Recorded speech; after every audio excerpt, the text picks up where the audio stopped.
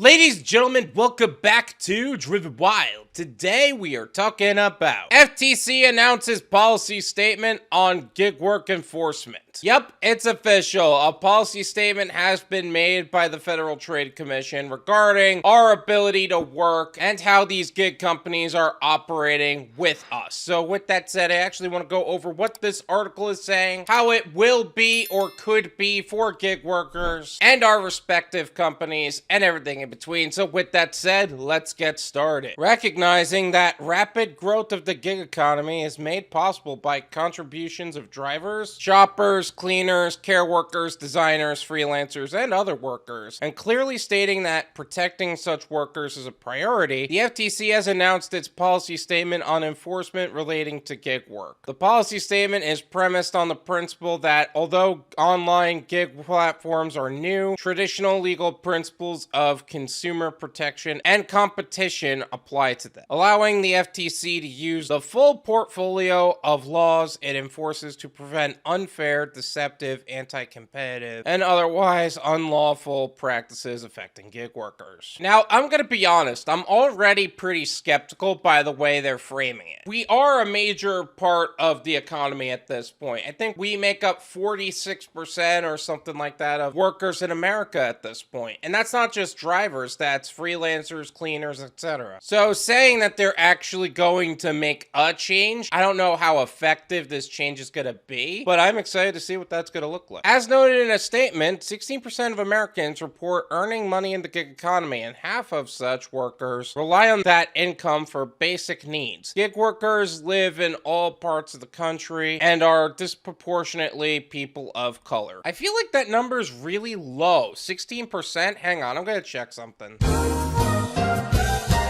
Okay, this is a shocking statistic because there is a lot of different stats being said here. Some of which are saying 24 and some of which are saying 8. It doesn't seem like anybody has a singular definitive answer, which is sad to say. But either way, this is really big news for us because that number is just going to keep growing over time. Recognizing the promise and pitfalls of the gig economy, the FTC highlighted 3 of the gig economy's prominent features that implicate the FTC's consumer protection and competition missions: control without responsibility due to employers misclassifying their workers as independent contractors, diminished bargaining power because ever-changing algorithms may dictate core aspects of workers' relationship with a given company's platform, leaving them with an invisible, inscrutable boss, as well as mandatory arbitration and class action waivers in their terms, and concentrated markets for allowing gig companies to suppress wages below competitive rates, reduce job quality, or impose erroneous terms on their workers. Well, first off, we prefer to be independent contractors. That's just a fact overall. We prefer to work on our own terms and have the freedom and flexibility to earn whenever we want to. Yeah, our boss is an algorithm, but overall, it's better than a person, which is sad to say. And reducing job quality. The job quality is still better than most other jobs. Realistically speaking, I would rather still work with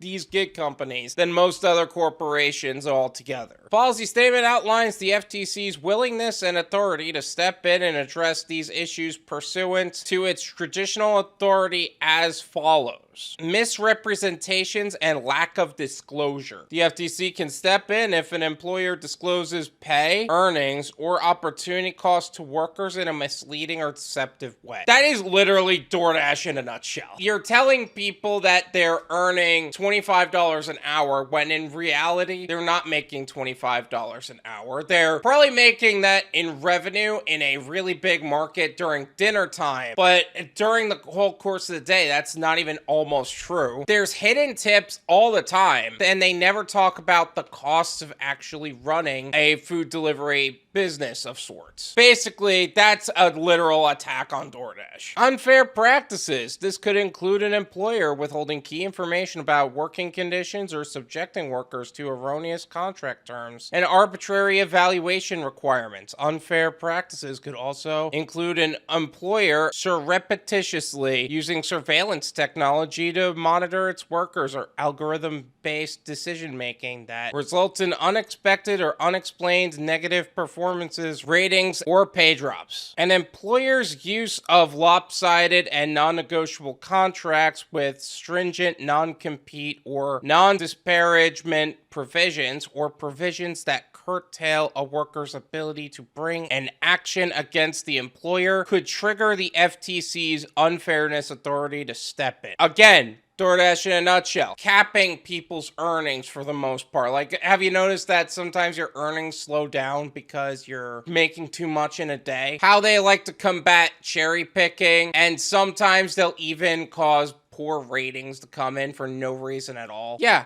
All of this sounds like DoorDash. Anti-competitive activity. The types of contract provisions noted above that may affect a worker's ability to seek other employment can also potentially affect competition in the marketplace and implicate antitrust laws. The same provisions that restrict workers' ability to obtain competitive offers for their services from existing companies, resulting in lower wages and degraded working conditions, may also keep new companies from entering the market and hurt consumers. Policy statement says that the FTC will be looking at the wage fixing and no poaching agreements in this context, as well as market consolidation and monopolization. Again, DoorDash in a nutshell. I know that other companies tend to do all these things too, like UberEats, Grubhub. It's not totally unheard of. But that being said, this is still the abusive behavior that only DoorDash extenuates. Every time I read a line based on something a gig company does, it's literally the first thing that comes to my mind is DoorDash and the exact action that they do. It is a broad and sweeping statement of authority and intent with vast implications. The FTC will be seeking to protect a broad swath of workers in the new and very significant ways, looking at their working conditions and the agreements they enter into with their employers, as well as the practices used by their employers in hiring, pay, and monitoring them for the gig workers left behind by lawmakers who haven't been able to benefit from unionization efforts. The FTC efforts could be a game changer, but none of us wanted to be a union to begin with. Now, the FTC's efforts could be something beneficial, but I highly doubt it because these companies are just that manipulative overall. And not to mention all of the behind-the-scenes deals that typically go on within our legal system. This is my opinion.